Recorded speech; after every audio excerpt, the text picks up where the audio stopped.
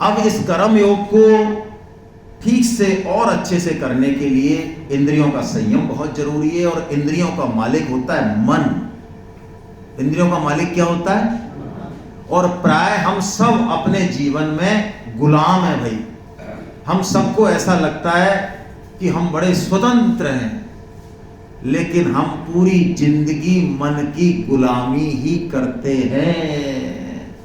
गीता का साधक तो ये चेक भी कर सकता है, नहीं तो कोई चेक भी नहीं कर सकता। अच्छा बताइए, आप क्या खाते हैं? जो आपको अच्छा लगता है वो, या आपको खाना चाहिए वो? अच्छा, आप क्या पढ़ते हैं? जो आपको अच्छा लगता है वो, या आपको पढ़ना चाहिए वो? अच्छा, आप किन लोगों के साथ रहना पसंद करते हैं? जो आपको अच्छे लगते हैं वो, या जिनको आपके साथ रहना चाहिए उनके साथ? पूरी जिंदगी देखिए, पहनने से लेके पूरी जिंदगी हम किसके गुलाम हैं? हाँ, अपने मन के। मैं चाहे ये करूं, मैं चाहे वो करूं, मेरी। तो ये मन जो है ना, ये बहुत क्रिटिकल है भाई। गीता में भगवान ने 3रे अध्याय में बताया, 42वें श्लोक में, इंद्रियाणि पराण्याहुरिन्द्रियेभ्यः परं मनः मनसे तु परे बुद्धि बुद्धि परतस्तु से। अर्जुन, ये जो सामान्य पदार्थ हैं, इनसे इंद्रियां श्रेष्ठ हैं। हाँ, इंद्रियां श्रेष्ठ हैं। हाँ, ये मोबाइल, इसको नहीं पता कि मैं देख रहा हूं इसकी तरफ, ये आंख देख रही, इसको पता है? इसको पता नहीं, लेकिन आंख को पता है कि ये तो इंद्रियां श्रेष्ठ है। लेकिन इंद्रियों से भी श्रेष्ठ क्या है? मन है। मन। ये इंद्रियां तब काम करती हैं जब इनके साथ क्या रहता है? मन नहीं है तो इंद्रियां काम करती हैं? नहीं करती। लेकिन मन के ऊपर भी बुद्धि है, बुद्धि इसकी भी मालिक है ना?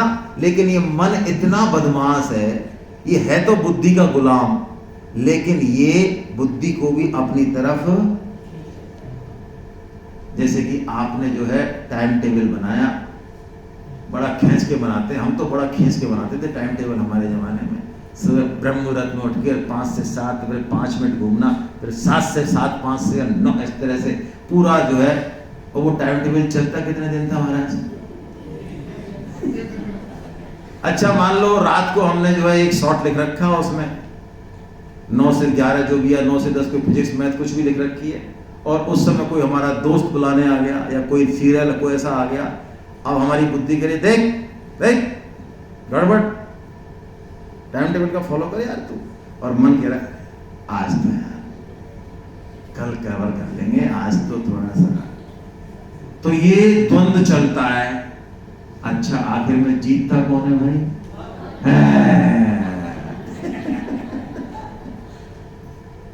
तो इसका मतलब मन को कंट्रोल करना बहुत आवश्यक।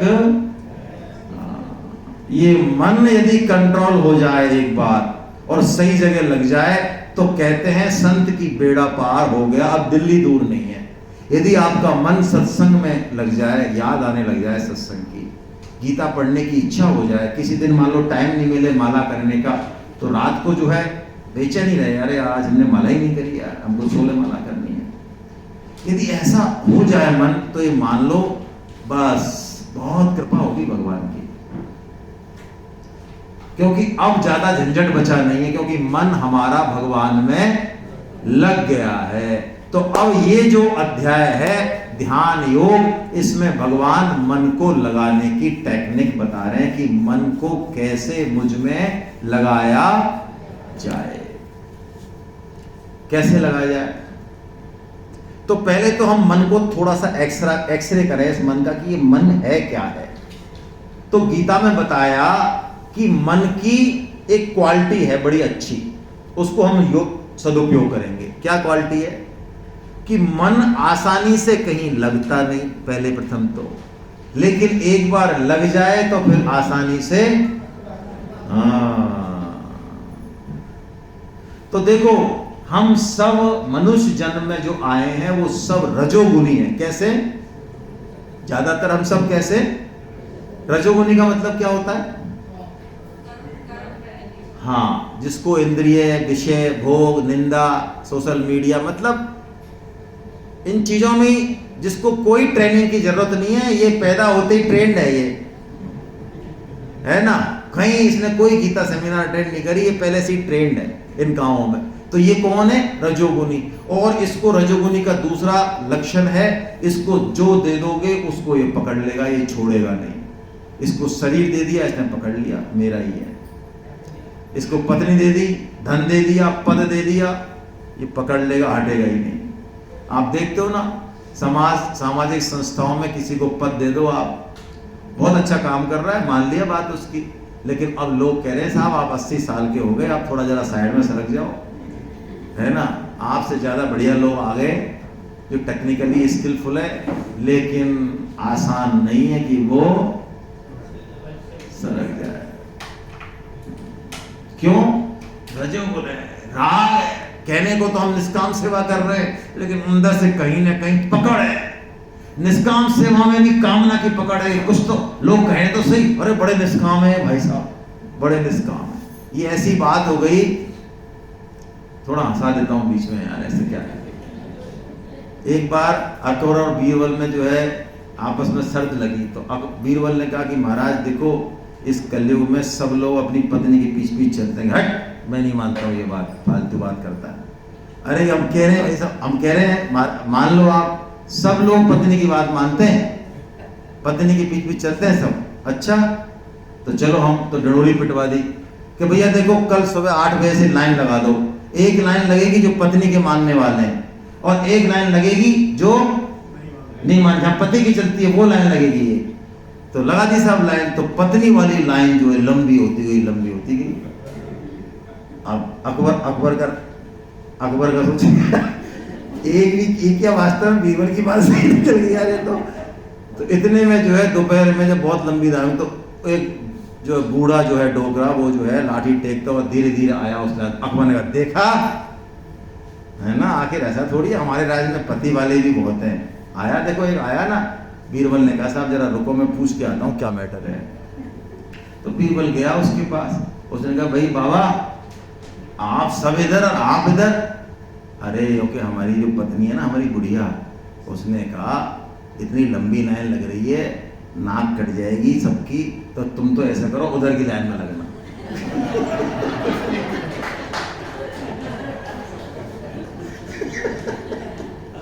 यानी ये विकेट भी गया उधर ही।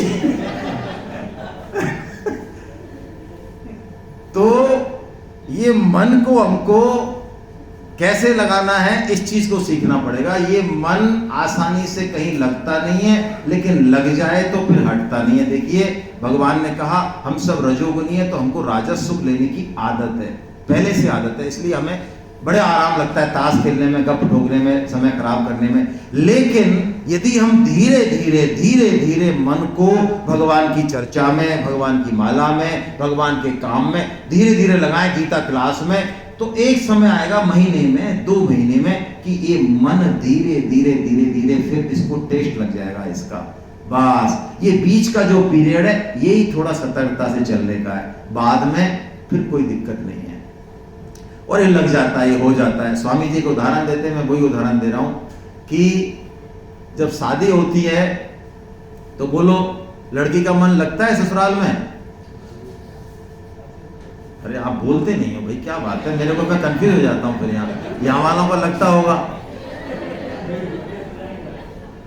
अरे शुरू के 5 दिन 10 दिन लगता है क्या मन? महीने 2 महीने नहीं लगता। कहां की याद आती है? अब स्वामी जी कहते हैं वो बहू जो है, उसके बेटा हो गया, बेटे की शादी हो गई, उसके पोता हो गया, और पोते की भी बहू आ गई। आप सुनना एक मिनट, वो दादी बन गई मां उस घर में, और पोते की बहू ने कोई काम खराब कर दिया, तो वो क्या कहती है दादी? अरे काल की छोरी ने मारो घर बिगाड़ दिया, या काल की छोरी ने मारो घर। यानी शुरू में उसको वो अपना घर नहीं लग रहा था, है, अब वो किसका घर हो गया, और अब उसका मायके में मन लग रहा है कि यहां लग रहा है? अब यहां लग रहा है। बस यही टेक्निक है इसकी। इसको जो है लुढ़का के पुड़का के कैसे भी मन को धीरे धीरे धीरे, ध्यान भी क्या है? ध्यान भी यही है जो हम ध्यान करते हैं ना। गीता में बड़े अच्छा ध्यान बताया है, इस शून्य मन के ध्यान की चर्चा नहीं है। गीता में बताया है कि अपने मन को 2 टेक्निक से ले जाओ भगवान की तरफ। अंतर यात्रा है ये। कैसे ले जाओ?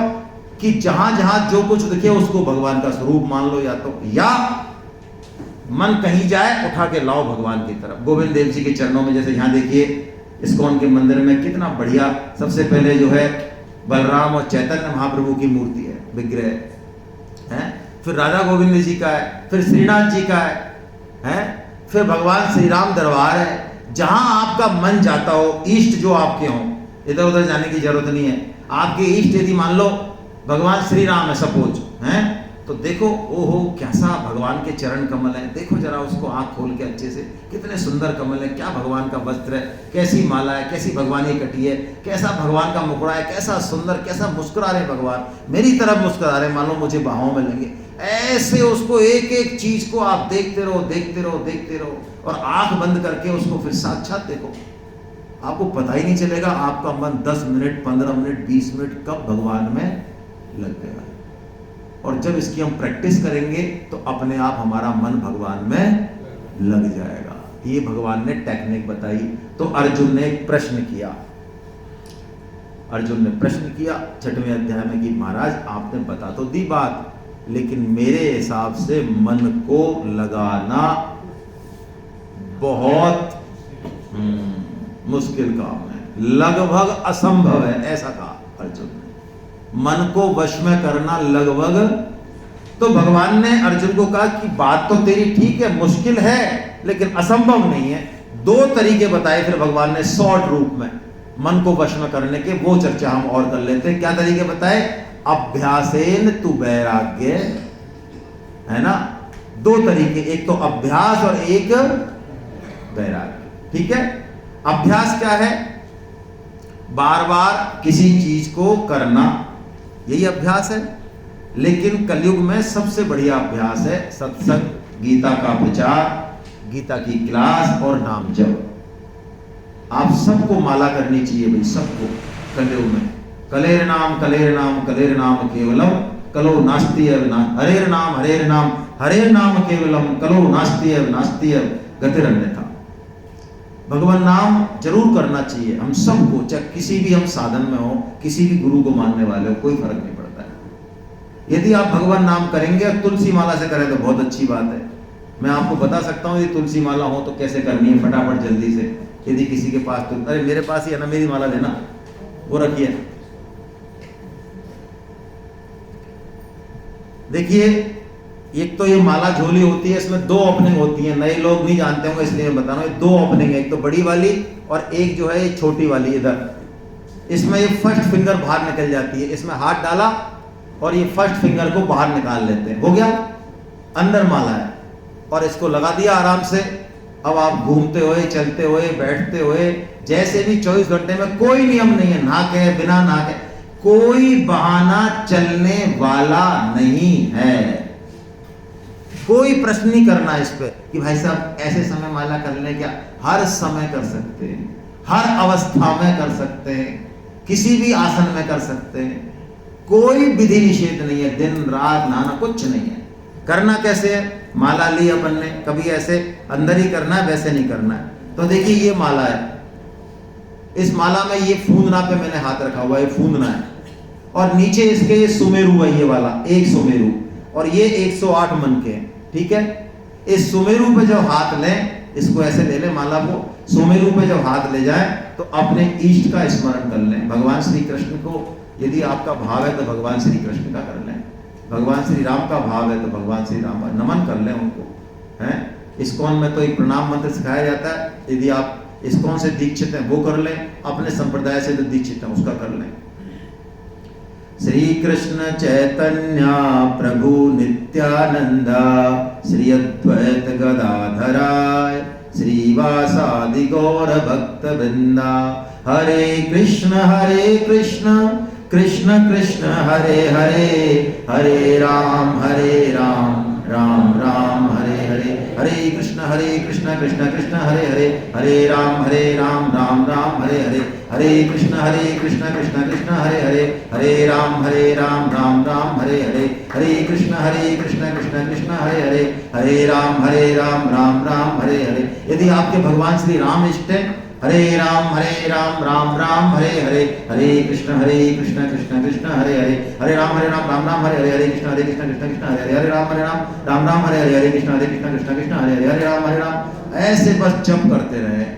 इतना आनंद। अब क्या करें, जब माला पूरी हो जाए आपकी, तो माला पूरी हो जाए, यहाँ पे पता लग जाएगा आपको, तो इसको सुमेरु को लांघे नहीं, लंघन नहीं करें, इसको ओवर टॉपल नहीं करें। क्या करें, सुमेरु आया, सुमेरु आते ही इसका लंघन नहीं हो, इसलिए इसको घुमा दें माला को, या तो क्लॉकवाइज घुमा दें या जो है एंटी क्लॉकवाइज घुमा दें, और दोबारा चालू हो जाए। और इसको माला झोली में ही करें, क्योंकि ये माता है, ये माता है जो हमारे पिताश्री को जानती हैं। हेलो, हम अपने पिताश्री को जानते हैं, कहां जानते हैं, ये मिलाएंगी, इनको पता है। तो ये माता, ये कौन है, तुलसी जी, ये माता है। ये बढ़िया से जो है क्या करेंगी, हमारे अंदर कीचड़ बिचड़ भी लग रहा है, नंगे पुंगे भी हम हैं, तो बढ़िया से नहला धुला के, बढ़िया ड्रेस पहना के, काजल टीका लगा के, और पिताजी की गोदी में दे देंगे। पिताजी की हिम्मत है जो नहीं ले फिर आपको, बोलो कितना बढ़िया मामला है, ये श्री कृष्ण की गोदी में बैठा देंगे हमको। तो ये माता है, तो इनको माताओं को प्रणाम करें, इसको चुम्बन लें इनके चरणों का, है ना, और फिर जो है हृदय से लगा के और फिर माला चालू करें। मैं कह रहा हूं, जिंदगी में कोई भी तनाव है आपके, नौकरी में है, घर में है, रिश्तों में, मैं ठोक के कह रहा हूं इस बात को, आप माला की शरण ले लीजिए, आपका वो तनाव खत्म हो जाएगा, रस वर्षा हो जाएगी जीवन में, तीनों योग आपकी मुट्ठी में आ जाएंगे, तीनों योग। कुछ नहीं, बुढ़ापा सुधर जाएगा। मैं कह रहा हूं बुढ़ापे से डरने की जरूरत नहीं है, भगवान ने मौज कर दी, घर वालों ने तो रिजेक्टेड कर ही दिया, उनसे कह दो बेटा तुमने हमको रिजेक्ट किया, हमने अपने मन से तुमको रिजेक्ट कर दिया, अब हम हैं और हमारे, अब हमको कोई लेना देना नहीं, अब अपने ठाकुर जी की माला भजो, ऐसे पूजोगे आप घर में ऐसे, और कांव कांव कांव कांव करते रहोगे दिन भर, बहुत दिक्कत है भाई। और ये अभी से अभ्यास करना है, अभी से अभ्यास नहीं किया तो बुढ़ापे में माला में मन नहीं लगेगा, बीमा है ये। तो भगवान ने कहा अभ्यास कर अर्जुन तू, ये अभ्यास है पहला, और दूसरा वैराग्य है। क्या मतलब है वैराग्य का, भैया यही वैराग्य है कि जिनका भी हमने देखा है संसार में, ये सब किसके आश्रय पे हम जिएंगे बताइए, जो भी आश्रय सब टूटते हैं, ये संसार रहने वाला नहीं है, ये शरीर भी साथ छोड़ेगा जिसके बारे में कहते हैं। तो हमें केवल इन सबको देख के शरीर संसार, और मैं तो कह रहा हूं पूत कपूत तो क्यों धन संचय, और पूत सपूत तो, अरे जिनके बच्चे कहना नहीं मानते ना, और यदि वो संत प्रवृत्ति है अंदर से, गीता का साधक है, तो अंदर से प्रसन्न हो जाएगा वो। बोलो क्यों, पुत्रेष्णा को छोड़ नहीं पाते हम लोग, पुत्रेष्णा छोड़ नहीं पाते, अच्छे अच्छे लोग नहीं छोड़ पाते, लेकिन पुत्री यदि डंडा लेकर खड़ा हो जाए तो हेलो तो बोलो कितनी बढ़िया कृपा है।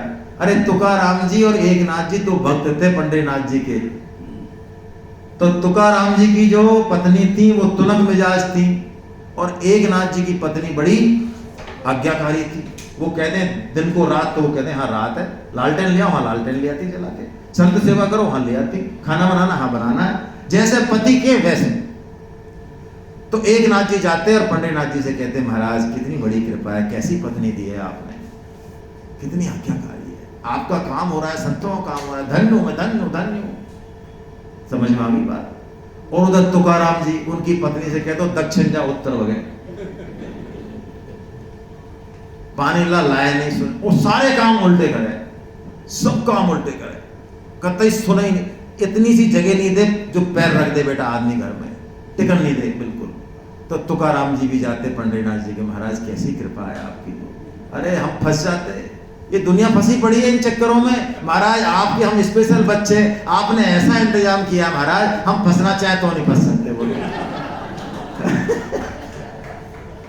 कितनी कृपा है आपकी। तो पंडितनाथ जी ने कहा बड़ा बदमाश है यार, देखो भक्त कभी शिकायत नहीं करता भगवान से, हाँ यही तो मजा है भाई, अरे जो पत्नी मिली, जो पति मिला, और जो घर मिला, जो अवस्था मिली, बेस्ट से बेस्ट मिली है, उसी में ठाकुर जी का धन्यवाद देना है। ये है वैराग्य असली, ठाकुर जी से प्रेम है असली वैराग्य। भगवान ने कहा 2 चीजों से तेरा मन मुझ में लग जाएगा। ये ध्यान योग है जिसको आत्म संयम योग का, डिसिप्लिन, भक्ति में, ज्ञान में, कर्म में, जीवन में डिसिप्लिन चाहिए। तो जो मन को जीते वो डिसिप्लिन है, जो जीता वही सिकंदर नहीं है, जो मन को जीते वही सिकंदर है? जिसने मन को नहीं जीता वो काहे का सिकंदर, के अंदर कुछ नहीं है। ये भगवान ने ध्यान योग बताया, क्योंकि आगे भक्ति योग का प्रकरण शुरू होने वाला है। हरे कृष्णा।